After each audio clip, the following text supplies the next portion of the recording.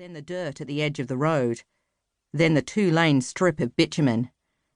Jodie pulled against the steering wheel, desperate to drag it off its circular course. Minutes, hours, probably only microseconds later, the car tilted out of its spin, reverse direction. The light swept back across the road, across the dirt. Then Jodie saw what was going to stop them. The reflective dot on top of the white marker post glowed like a beacon in the headlights for about half a second before it slammed into the grille. Jodie was thrown hard against her seatbelt as the car thumped to a stop. Her foot was locked on the brake, her fingers held their death grip on the steering wheel. For a long moment, no one said a word. The engine gurgled. The white post was somewhere underneath it, and the sound of breathing seemed to fill the car.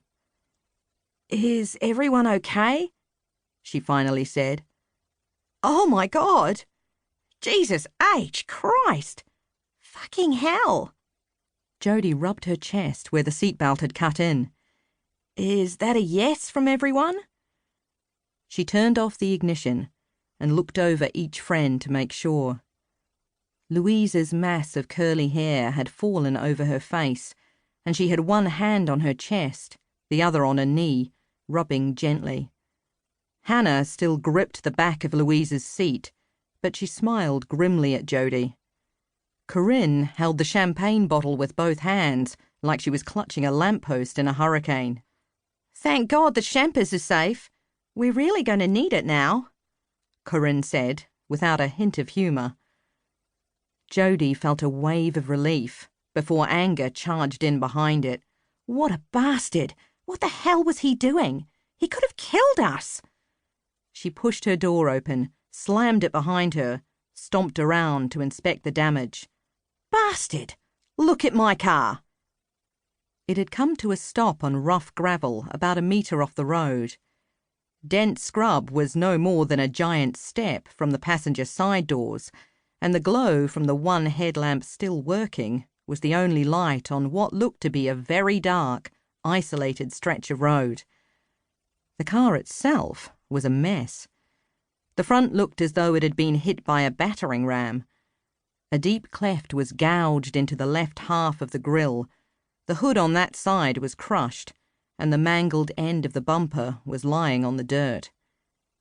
Jodie looked up as the light came on inside the car. Louise had opened the door, was speaking to Corinne and Hannah. She couldn't hear what Lou was saying, but she kept flashing her hand across her face, as though she was reliving the moment the car sped past.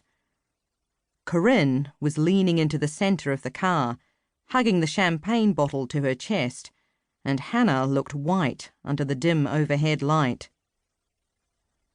Jodie's stomach tightened. She'd almost killed her best friends, almost destroyed 4 families. She put a hand to her mouth, swallowed hard against nausea rising in her throat. Her hand started to shake, trembled all the way back to her shoulder, and rattled down her spine. Oh, God, she didn't want blood on her hands. Not again. Her knees buckled, and she landed on her butt in the dirt. Someone squatted beside her, put an arm around her shoulders. "Hey, it's okay." It was Louise. She felt Hannah's firm nurse's hand between her shoulder blades. "Head between your knees, Jode. Suck in big breaths. In and out. That's it." Jodie kept her eyes open, her mind in the present. They are alive, Jodie. All of them. The cold hit her then. Suddenly, as though her brain had just got around to processing her physical state. An icy breeze sliced across her face, made the nearby scrub shush. She looked up, saw a huge, black, moonless sky. Off to her right, a champagne cork popped. "I think we all need a stiff drink," Corinne said. "The plastic flutes got squashed when we were bouncing around, so we'll have to drink straight from the bottle." Jodie watched as Corinne, lit up by the headlight in her high heels and long coat, tossed her blonde hair over her shoulder.